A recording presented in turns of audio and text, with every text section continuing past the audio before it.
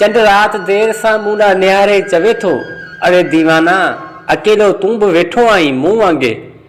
दस भला कंहिंजी याद में वेठो सुडका भरी। हा मां चंड ॾांहुं ॾिसंदे चवांसि थो, तूं आहीं अज़ल खां तना, मुंहिंजी तनाई नेठ त दूर थींदी। पिरीं जी हंज में नेठ त रातियूं सुंदर थींदियूं, पिरीं वार सहलाईंदे उहो वक़्तु त ईंदो।